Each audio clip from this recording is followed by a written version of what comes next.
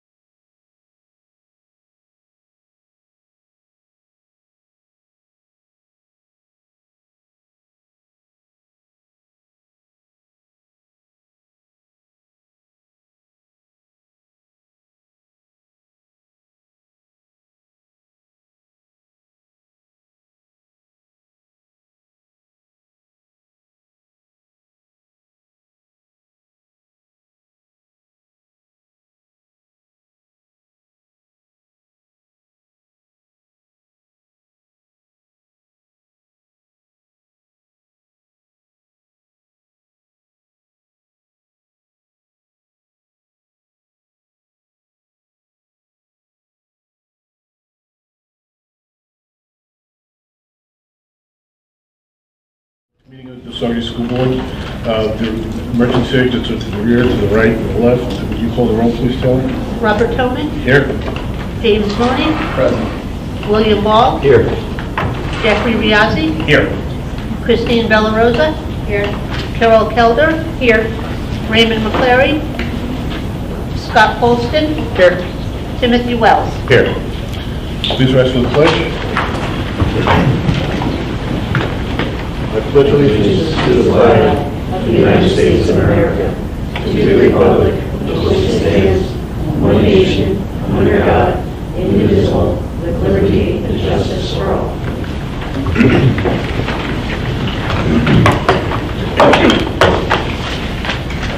I would entertain a motion to approve the minutes of August 15th and August 29th. So moved.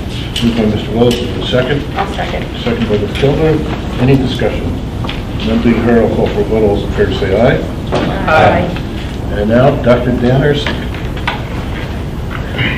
Good evening, everybody. I just wanted to take a moment and recognize Miss Alex Gambino, who's one of our amazing teachers at KO Elementary School. So over the past year, Miss Gambino completed the Wilson Level 1 certification program. This is no small feat. So Wilson is a multi-sensory approach to reading instruction. She spent all last year working with several students, but also recording herself and getting feedback on her approach for that. So we want to give a big round of applause to Ms. Gambino.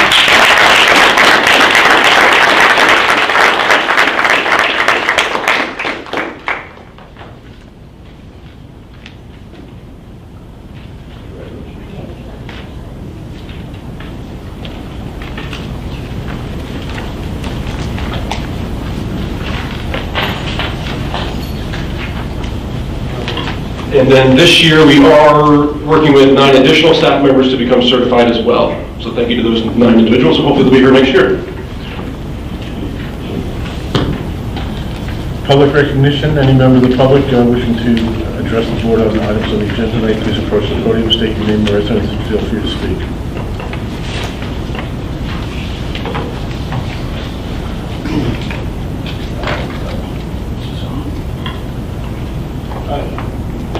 Thank you for letting me speak. I would like to take this opportunity. My name is Mike Tiano. I live in Glasgow, 155 Glasgow Turnpike, Post Office Box 236.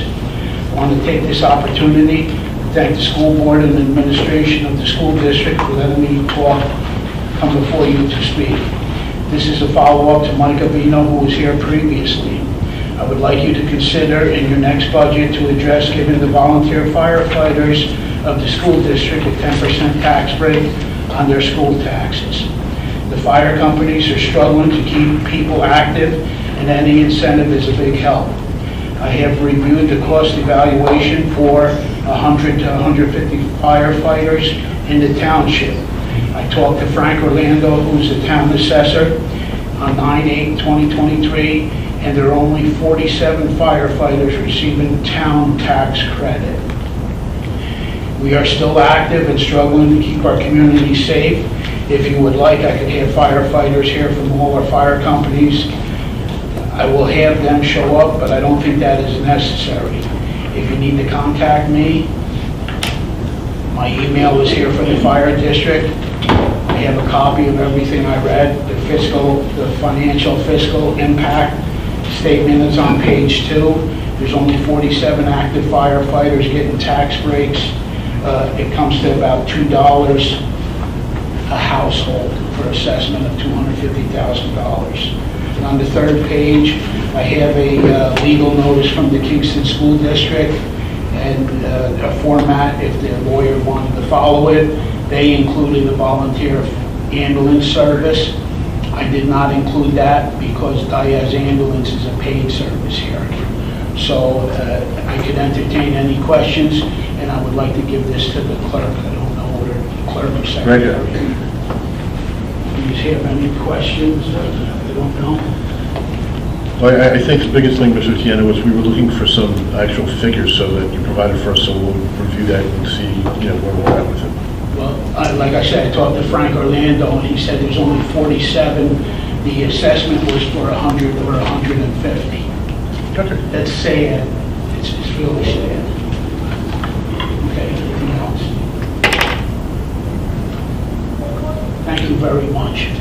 Thank you. Thank you.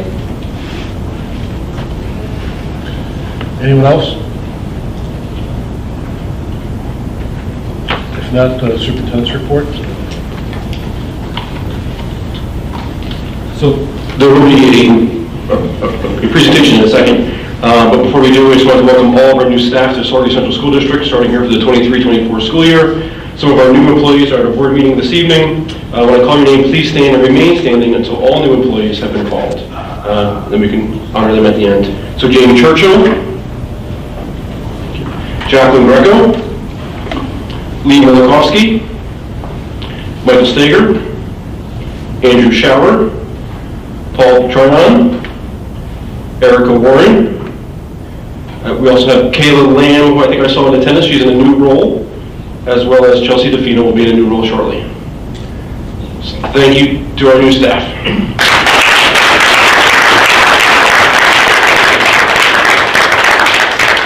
And with that, we'll turn over to Dr.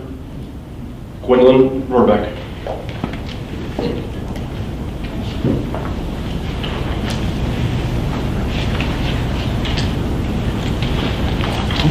Good evening.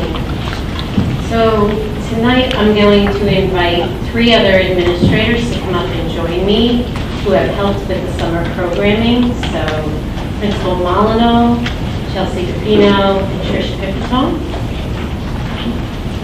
So we had 4. Oh, okay, great. Okay, great. We had several different programs this summer to engage students and also avoid summer loss. So we had our traditional academic summer school, 7 through 12. We had our academic summer school for K through 6. We continued for the 2nd year in a row an enrichment program that went up kindergarten through the high school. And then we continued with our Title III E&L program that was housed at Cahill. And these administrators, newly appointed administrators, did a fantastic job this summer. That first slide right here is from our engagement program where they were learning pottery. And some of the works of art they created could have been sold. They were really well done. So we're going to kick it off with academic summer school, 7 through 12. Hi, everybody. My name is Chelsea DeFino, and I was one of the summer school principals for 7th through 12th grade, along with Mrs. Pipitone, who will talk later. We can move to the next slide. Oh, sorry. Just click it. There we go. Thought I broke it. What we're going to look at first is some of the courses that we offered for academic summer school, and the name of the game here was really flexibility and giving students multiple different opportunities to obtain credit that they were not able to obtain during the school year for whatever reason. And this was both to help foster their academic and emotional growth. For 7th and 8th grade, we offered STEM and humanities, and then for high school, there were more course offerings, which you can see on the list. And one of the really exciting things we were able to do over the summer was our flexible credit recovery model through our APEX program. So students were able to take classes like science or math classes or business electives that we didn't necessarily have the faculty to teach over the summer.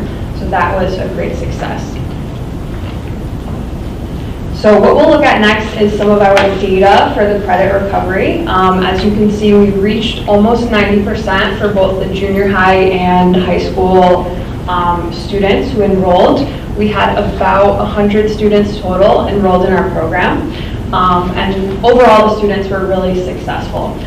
In our summer program, we did have an attendance policy where students had to meet a minimum number of classes to obtain credit. So on the data that you see over there, some of the students who didn't obtain credit, it was mostly due to attendance issues.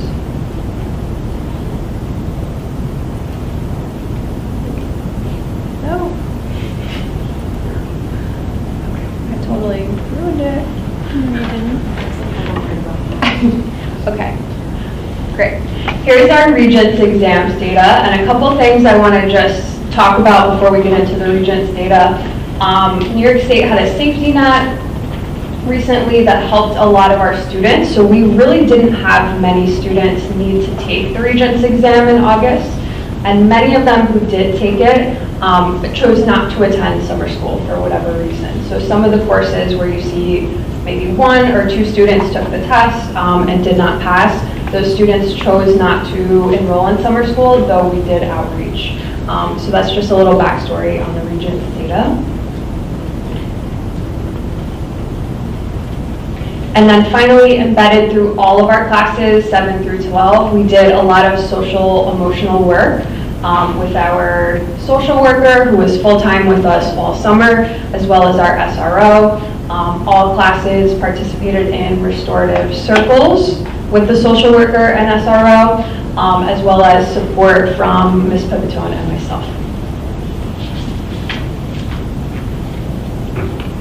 And next we'll talk about the Summer Academy for K-6. This is what I'm most worried about. So are we.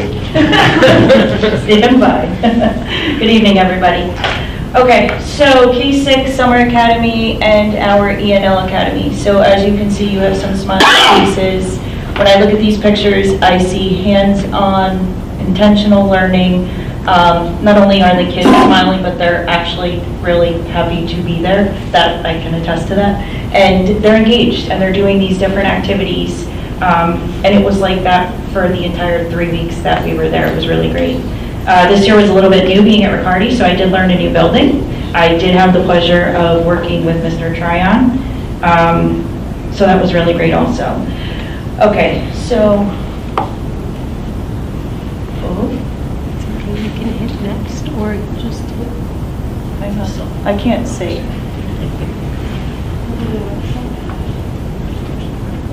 There you go. What am I hitting? Left side. There we go. Okay, so we had 74 students, 23 staff members. We too had a social worker on staff for the full time that we were there. We had a full staff of teaching assistants, and then we had our ENL Academy teacher was there with an ENL Academy TA as well. Learning took place, was focused on ELA and math. So our instructional coaches under Mrs. Gwendolyn Horvath, they created their priority standards, and then that was what was shared out and what the teachers used as guidance to focus on throughout Summer Academy. So we really packed in a lot of content in a short period of time. Next, you'll see, I think maybe, the results here. So I give you the breakdown of each grade level. So at Riccardi was K-5, 6th grade was actually at the junior high this year. We'll talk about that in a minute. Number of students enrolled, if I'm being truthful, I'd like to see those numbers a little bit higher. They were a little bit lower in the upper grades, and I think we've talked about, the staff and I, a little bit more about how to get maybe some more kids involved in the higher grades. Attendance, I know we're focusing as a district as a whole, it's one of our goals this year, is to really focus on attendance even more so. And I share those rates because out of the students that were there with us, they were attending, and they were there day to day, in and out, hands-on, like I said before, engaged and excited. I think what I give you is the average of the pre and post test. So our classroom teams are asked to create a pre-test and a post-test, keep it as consistent as possible. Same, we look at the results at the end, and each grade level actually had some great results here. And I just want to remind everybody, it's a short period of time. It's literally 12 half days, or 6 full days if you think about it. So there's our data. How do we go back? That's a whole other ballgame. I'll let you guys look at that on your. No, that last slide was, so that was our ENL Academy and our 6th grade at the junior high. So before I talk about this, I do want to highlight one of the benefits, many of the benefits of having sixth grade at the junior high. So when I talk to students throughout Cahill, throughout the year, and I ask the sixth graders what they're most worried about when they go to the junior high, their number one thing that they say to me, there's two. The first one is the lock on the lockers, and the second is, are they going to find their classes, right? So I tell them all to find Mr. Molyneux, and he can help with whatever they need. And then, so this year I actually was speaking with Mr. Tiano. He was one of the sixth grade teachers, and I said, I told him that, and he said, well, why don't I figure out a way to work that in?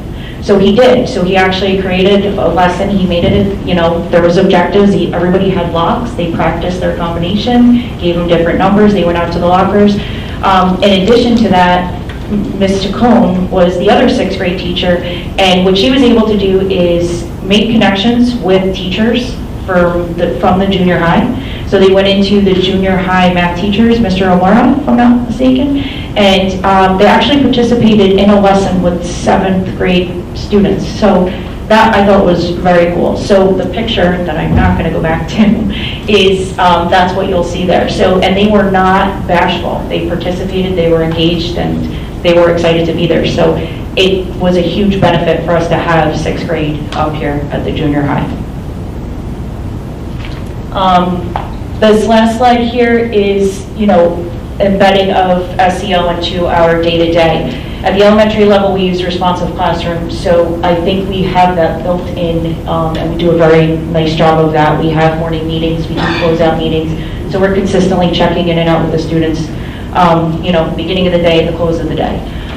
We also had our social worker push in, and depending on the grade level, she did different activities. So the primary grade, she focused on just basics. What are emotions? How do we handle them? How can we work out situations? How can we make better decisions? And then at the upper levels, I thought it was interesting because she focused on gratitude. So a lot of times our kids have so many things in front of them that they don't always focus on maybe things that they are grateful for. So I heard kids sharing different things, and that was just really great to focus on the positives. Physical exercise, we got that in too. We were outside at different times. And then, the social worker for Summer Academy, there are still kids that do need that one-on-one counseling or even just the check-in. So we were able to do that. We were able to find out maybe the students that needed the check-ins more so throughout the year. And while they were at a party with us this summer, we were able to do that.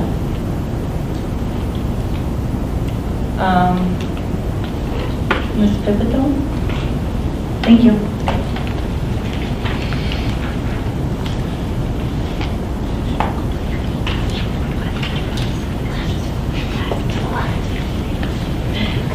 Good evening.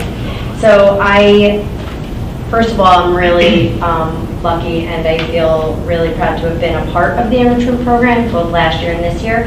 And teachers submit proposals for the things that they're passionate about that they want to share with students. And our enrollment this year was 220 students, but we had 22 classes offered by 16 teachers and 3 TAs. So we had a lot to offer. And even Mrs. Jan Greco spent a week making fun messes and memories with a K-2 group.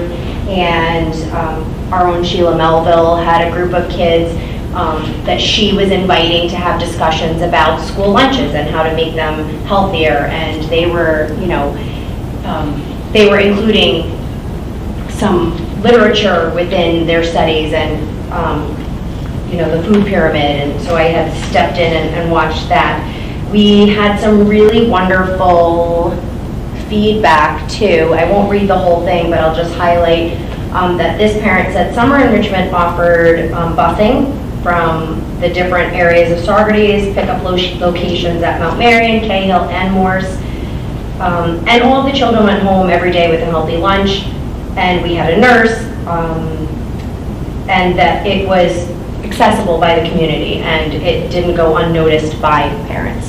So that was really good feedback. We also had some students give some feedback, and this was really important, and this one I wanted to make sure and highlight because this student enjoyed the video production, and they learned a month's worth of knowledge in 3 days, and are considering pursuing this class throughout the remaining time at the high school. So I thought that was great. So these opportunities that these kids are given in enrichment are just more exposure to things so that they can find what their interests are. So the enrichment program is really great for that. We also had a student say how much they loved expressing their emotions and learning about different emotions.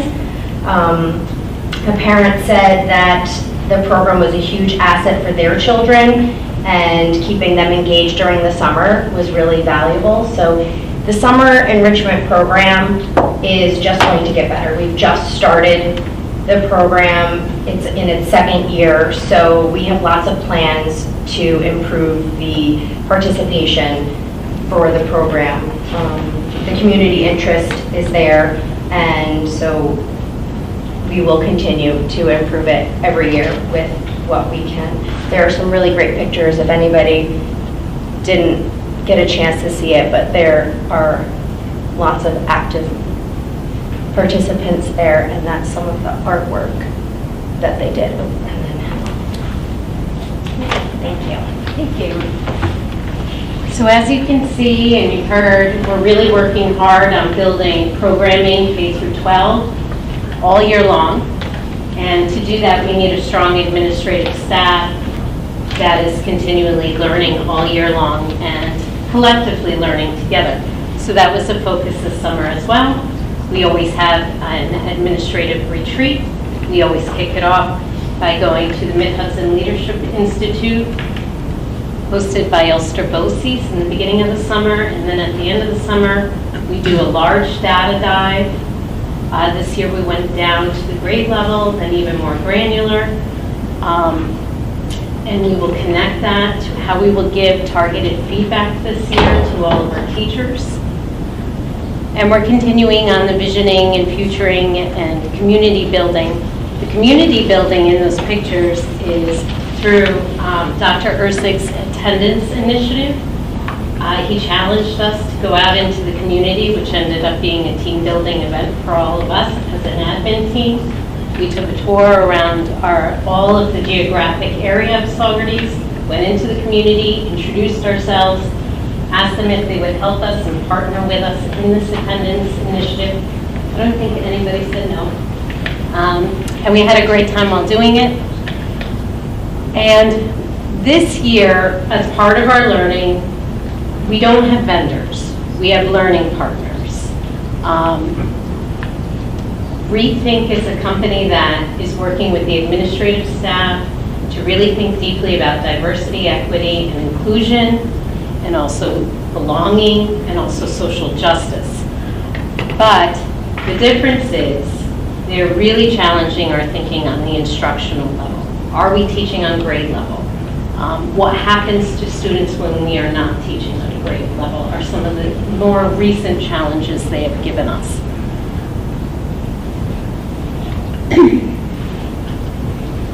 And there we are in the community with our signs. The other piece that happened this summer was asking our teachers, might you come in to do some curriculum work? Pacing is calendaring, and curriculum mapping is where you define the skills, standards, resources, and perhaps some methods for differentiation in a map. So elementary was really focused, and they did a lot of incredible work in getting organized with our instructional coaches. We want these materials to be public-facing. So hypothetically, if a parent is moving to Saugerties for the first time and they have to discern, am I going to live here? Is this district organized? Am I going to go to the west, to the east, to the north? We want them to show publicly, we're organized, we have a vision for your child, we want you to come to us. And additionally, curriculum mapping is so important because we need a vertical alignment. K through 12, you want teachers to be able to look the grade below and the grade above so they can see what's coming before and after. And also sometimes teachers get moved around. So where to now? As you can see, we're building a robust program. We want to continue to build it. We have a lot more PR we know we need to do with enrichment. We fully recognize that. Eventually, the safety net for the regions is going to go away. That's due to COVID. So there will be more students coming in back to summer school. And we need to continue to do orientation and PD days for the teachers, and we're going to continue administrative learning. These are things we know that work, and we're really excited to continue this growth. So I'm happy to take any questions. All right, well, thank you so much for your continued support. We really appreciate it. Thank you. Thank you.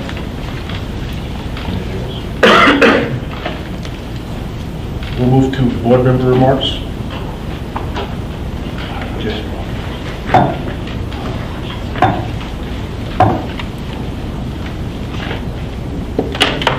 Hello? Okay. First, I just want to say thank you so much to all of our staff members, administrators, support staff, our custodial staff, our bus drivers, everybody, for a really great opening of the new school year. I was lucky enough that I got to participate in the opening of school in a different way this year. I was in the bus line at Riccardi, and I'll just say that. It was good though. I dropped, it was good. It worked out really well. So it was good for me to experience that. I guess you could call it karma. I'd also like to congratulate our new staff members. Welcome to Saugerties. We're happy to have you. This is one of the greatest places to start your career, and we're a great community here. And I'd really like to thank Dr. Borabak and the administrators that just got up and shared with us the great work that they did over the summer. I know how hard that is to put that all together and to make it successful and fun for students, and I know a lot of hard work goes into that, so thank you very much for doing that. Thank you.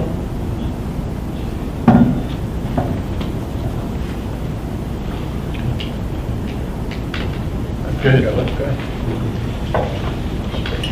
Sure, I'd like to just echo some of those sentiments. Welcome back to everybody. Start of the school year is a very exciting time, and I know that a lot of the build-up in August is really, actually, beginning in June, you start doing all the work that you need to open a school in September, and then the pitch and the fever and the intensity of that increases as you get through August. And I also know that, with a building project, there was a lot of focus and attention on some of the activities that are taking place throughout the district. Having been a part of, multi-year capital projects, I also know that the punch list oftentimes comes together really quickly. So it was fantastic news to hear that we were opening on time. The difficulties or challenges that we were presented with were ones that we could work around, or ones that simply contributed to, our plan and how we're going to develop and improve. So I think overall it was a very positive sentiment that I've been receiving and people have been sharing with me. With regard to the building project, I also know that there's a lot of public commentary. We happen to work, and I'm not sure many towns are different than this, but we happen to work in a town where there's no shortage of contractors, people that are expertise in their areas, regardless of what area of construction that it may be. So again, when you have projects of this nature, you will tend to have a little bit of a heightened sense of scrutiny, and even if that's simply driving by, okay, and noticing something on a day-to-day basis, they're interested. So I appreciate the fact that people are interested, and I did pay attention to some comments on social media. But I've stated before, I don't mind social media at all, but I would always say that you still should always go to the best first source, and that's going to be, your school administration, to get an idea of what's going on there.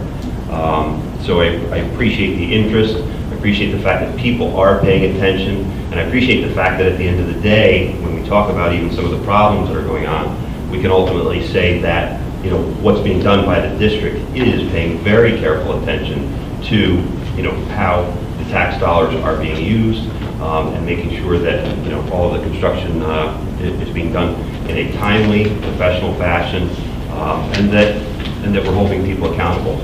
And that's what I see happening. So I wanted to share that sentiment. Thank you.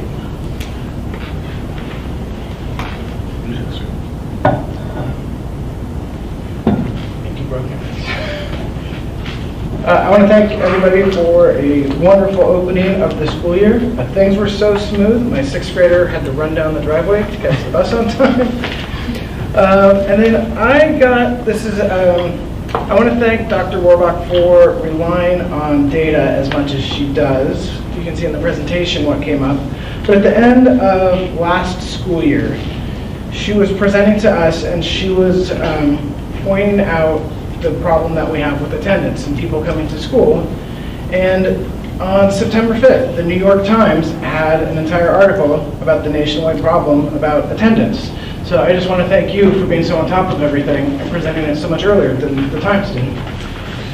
And that's it. Thank you. Anybody else on this side? How about this side? Yeah. All right. Board President's remarks. Last year we had a facilitator come in from the New York State School Boards Association to do kind of a team building workshop with the board. And one of the questions he asked each board member was, what are you proud of in Saugerties in the district and being on the board? And that really struck me as something that I try to think of as we move into this new school year. I had an experience on Friday where I had to go into Manhattan to do some banking to clear up my mom's estate. And I took the train into Grand Central, took the shuttle over to Times Square to catch a train to go up to the Upper East Side. And as I was walking through the Times Square subway station, I saw a child, and now Friday was a school day, this child was about, I guess, 8 or 9 years old, sitting on a cooler of water, selling bottles of water, talking half in English and half in Spanish. And to see the sight just broke my heart. This kid should have been in school. He had no control over what his destiny was. There was no parent or supervisor supervising this child, and it was really tough to see. So relating that back to Saugerties, I'm so happy and so proud to see that summer enrichment program take place, where we're recognizing kids have needs. I'm proud of the school store that's here. My church was doing a collection last Sunday to bring items for the school store. I know Cahill is starting up a school store, and this is a community that really cares about kids. And I think one of the things I'm proud about is in Saugerties, we don't let our kids fall through the cracks. We lift up everyone, regardless of their immigration status, their economic status, their family status. We really hold kids as a valuable resource. And going on through this year, that's the one thing I'm going to be proud of, that we're a caring community who lifts up our kids and looks for their educational needs, their economic needs, their social and emotional needs. Not many school districts do that. When I was in New York City, I didn't see the city doing that for their kids, but I see us doing that, and I see it on a daily basis. There's always somebody willing to help if there's a need that arises. I'm just very pleased with the opening of school, and the caring that I see from the school staff. And for you guys that are new, welcome to probably the best school district in New York State. If you don't know that by now, you soon will. So with that, we'll take a short break, and we'll reconvene in about 5 minutes. There are refreshments in the back.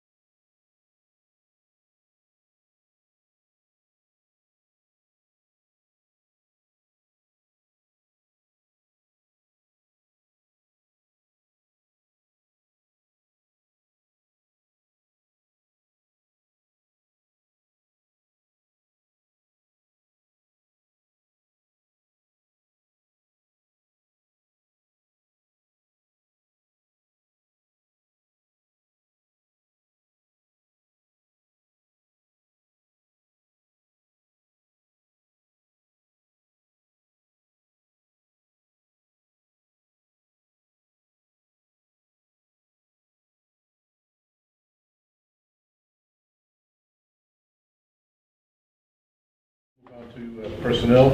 I'll entertain a motion for items 1, 2, 3.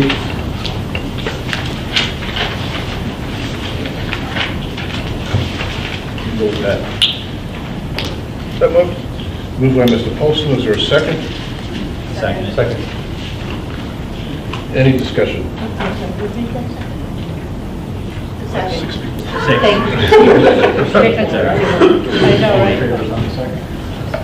Being heard, I'll call for a vote. All those in favor say aye.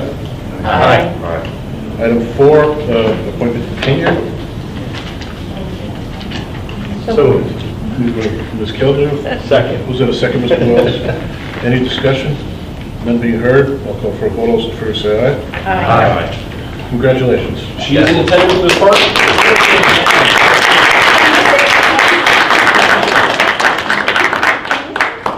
That was it, you're done. You're in. You get a certificate from Dr. Ursig and a dozen cookies to take home.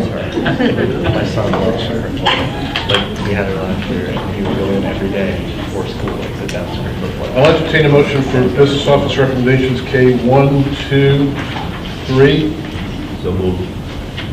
Moved by Mr. Ball, is there a second? Second by Ms. Riazzi, discussion. None being heard, I'll call for a vote. All those in favor say aye.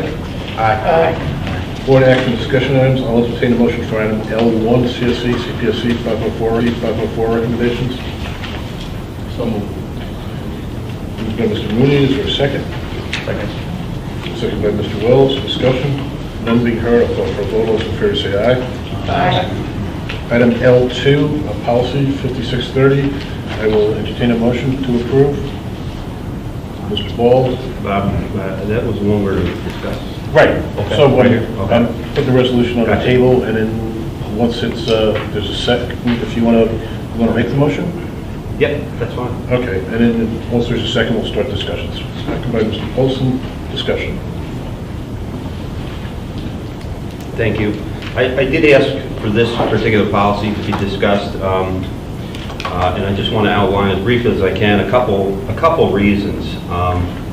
Primarily, this policy, and just for the folks that are out there that may be listening or following along, is a policy 5630, facilities inspection, operation, and maintenance. Part of this policy refers to what's called part of the policy is called the Comprehensive Public School Building Safety Program. And one of the things that you do when you're reviewing policies, and I know that this is something that happens in our committee, it's reviewed by attorneys, and there's adjustments that are made by suggestions from the attorneys, suggestions that might be from people in the policy committee, because there's a lot of different ways that policies come into existence. And you want to make sure that you're including feedback. And in this particular instance, the information that is stricken or has been struck from the policy by our attorney and recommended is information really very simply that I think should be included in our policy. And I just want to kind of articulate why. In particular, this policy had language that referenced a 5-year capital facilities plan, which would include an appraisal of the following: the educational philosophy of the district, with resulting administrative organization, program requirements, present and projected student enrollments, space use, state-rated student capacity of existing facilities, the allocation of instructional space to meet the current and future educational programs, et cetera, et cetera. I'm not going to read the entire thing ad nauseum, but it also went into a great detail about the number of things that should be included in this plan, such as our capacities, the types of buildings, the age of the buildings, the size of the buildings. And it goes into a lot of great detail about the types of things that would be included in this plan. Part of the reasoning that we were provided is that I think the attorneys stated that they felt that this was a regurgitation, the language that was being excluded from this policy was a regurgitation, their word, not mine, of Commissioner's regulation. And they're referring to Commissioner's Regulation 155, I think in this instance probably .1 and 2, surrounding, the plans that districts have to have in place, specifically regarding their facilities. My point is simply this. I wouldn't use a regurgitation phrase, I wouldn't use the illustrative language of a regurgitation of the commissioner's regulation, but I don't see anything wrong with including a redundancy and a restatement of a commissioner's regulation surrounding something like this in a policy. Because as a board, there's very few things we do that have as much importance as creating policy. And although that information already exists somewhere in a commissioner's regulation, our policies exist for us. They exist a little bit more closer to home for our citizens, for our families to take a look at. And they are, while they're not vision and mission planning, they do allow us to set a tone. And I think that removing this language from this policy, it doesn't gain us anything. It gains us absolutely nothing from what I can tell. It might clean it up, but it also makes it less accessible, because now there's some really clearly articulated language about what we should be doing when we're in these building projects and when we have facilities issues going on, that we've just removed, and we've kind of said, well, it's in a commissioner's reg somewhere, so we don't have to articulate that. And I think that there are instances, and this is one of them, where we should be articulating in great detail for our community to make sure that they have access to the types of things that we want to do, that we should be doing, relative to that kind of a plan. So, for those reasons, one, I don't think the language that's been stricken created any adverse effect for the district. Two, I think the language that was stricken provided a lot more clarity for the district and provided greater detail. And three, I think that our policies are far more accessible to individuals in our community that want to know what's going on and want to know what the board is thinking about what's important, than simply saying, go look at the commissioner's reg. Because I think your average person on the street, right, a pedestrian, doesn't necessarily have the skill set to go look for that information, but something a little closer to home, something that's posted on our school website, there's a greater likelihood. So I don't agree with the recommendations to strike the language from that particular policy. I want to make sure that I discuss that and those reasons publicly, but I will not be voting to support this policy, not because we do not need a policy, but because I believe that many of the things that have been removed from this policy are necessary and should be included. And I'm open to conversation or questions, but thank you.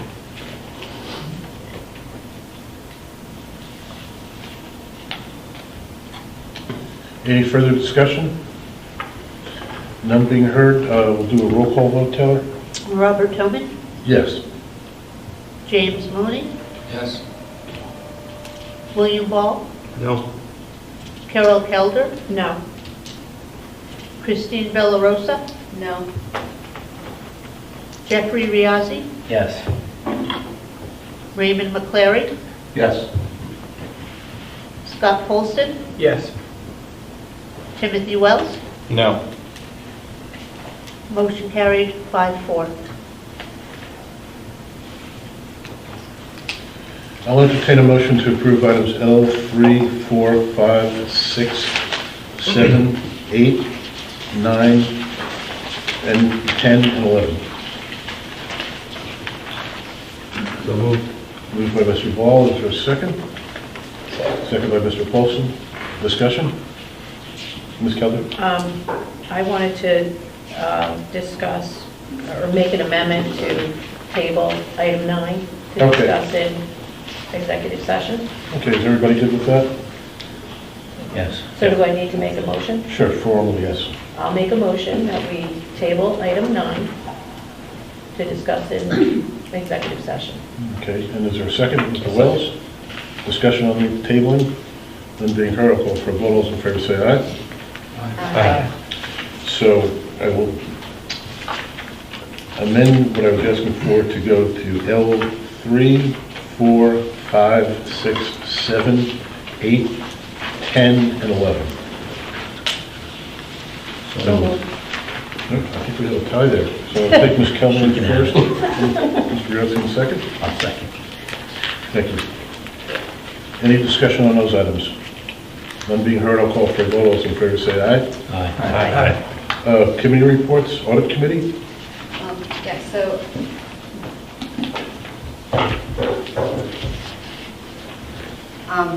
we had an audit committee meeting on September 5th. It was Joe Hero from the Bonadio Group, who is the external auditors for the school district, myself, Bob Tolman, Ms. Colbeck, and that was it. Who was there? Dr. Ursic. Oh, Dr. Sick, I'm sorry. That's good. You gotta forget. You do this. I knew there was someone else. So they just presented a report to the audit committee discussing the scope of services for the external audit of the financial statements, which are going on right now. They did their preliminary work in April. They are doing their field work this week. Actually, that's been moved to next week. Oh, it's now being moved to next week. The external audit is an audit of the financial statements in accordance with the government auditing standards. They're also going to perform an audit of the school district's extra classroom activity funds financial statements. And I think if I heard them right, those activity funds are actually going to be included in the special revenue fund this year as well. I don't think that that's been done in the past.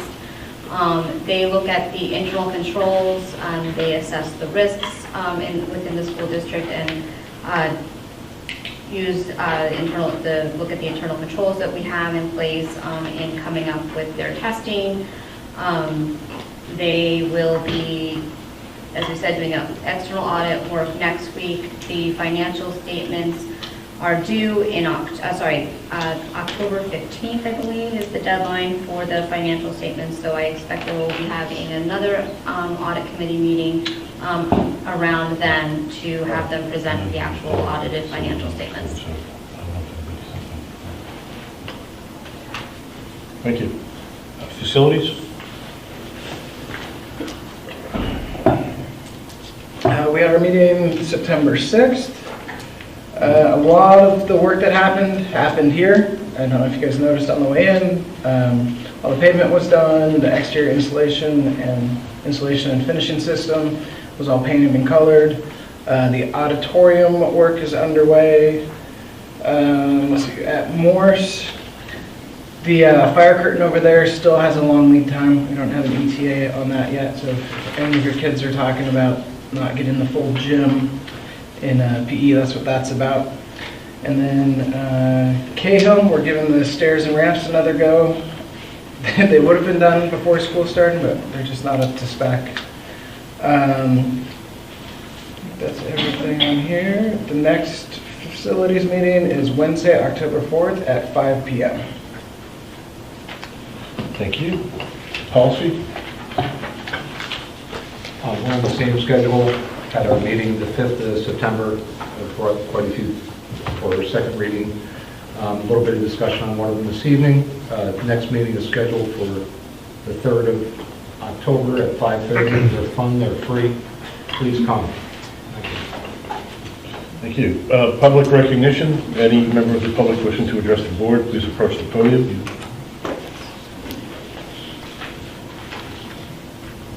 Well, if not, enjoy the refreshments. We entertain a motion to go into executive session. So moved. Moved by Mr. Yatsi. Is there a second? Second. Second by Mr. Wells. Discussion. None being heard. I'll call for a vote. All those in favor say aye. Aye. We will be coming out to tabled item, and we potentially may vote on it.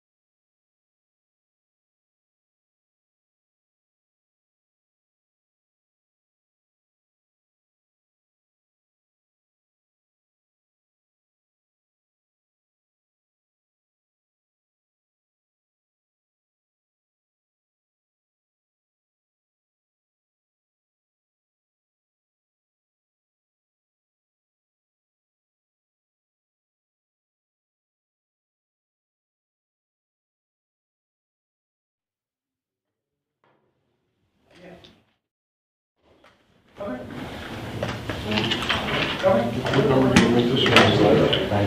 we have to get, even if we can't get together,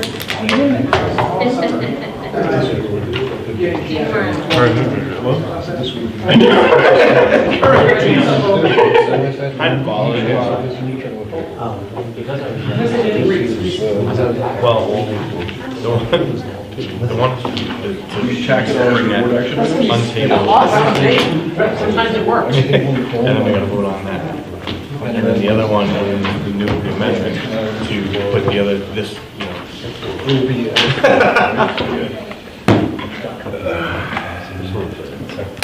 I'll point that out to the superintendent, because I don't have rain. I have one vote though, you know.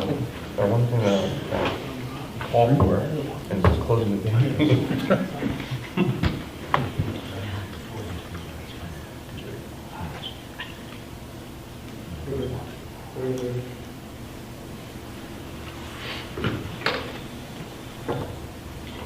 Check. Ready? We good to go?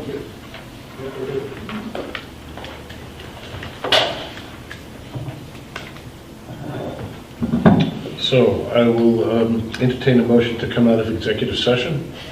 So moved. Moved by Mr. Yassi. Is there a second? Mr. Paulson? Got that? Got it. Okay. Any discussion? None being heard, all those in favor say aye. Aye. I will entertain a motion to untable item L9. So moved. Moved by Mr. Wells. Is there a second? Ms. Villarosa. Any discussion on untabling L9? None being heard, I'll call for a vote. All those in favor say aye. Aye. I'll entertain a motion to vote on L9. Moved. Mr. Mooney, is there a second? Second. Second by Ms. Villarosa. Any discussion on item L9? None being heard, I'll call for a vote. All those in favor say aye. Aye. I'll entertain a motion to amend the agenda to add an additional item, item L12. Item L12 would read, be it resolved that the Board of Education hereby denies the grievance number 001 filed by the Saugerties Educational Support Association. Moved by Mr. Paulson. Is there a second? Second. Second by Mr. Yatsi. Any discussion on adding this agenda item to the agenda? None being heard, I'll call for a vote. All those in favor say aye. roll call vote on this one. Yes. So, you ready for a roll call vote there? Yes, Dan? All right, trustee Tillman. Wait, we didn't, Yeah. we just added the item to the agenda. Now we gotta. Now, Yeah. I would entertain a motion to approve item L12 for a vote. So moved. Moved by Mr. Wells, is there a second? Second by Mr. Wall. Any discussion? None being heard, now you can call the roll. All right, trustee Tillman. Yes. Trustee Riazzi. Yes. Trustee Ball. Yes. Trustee Villarosa. Yes. Trustee Kelder. I abstain. Trustee McClary. Yes. Trustee Mooney. Yes. Trustee Paulson. Yes. Trustee Wells. Yes. The vote carries 8-1. Or 8 yes, 1 abstention. I will now entertain a motion to adjourn. So moved. Moved by Mr. Wells, second by Ms. Kelder. Thank you very much.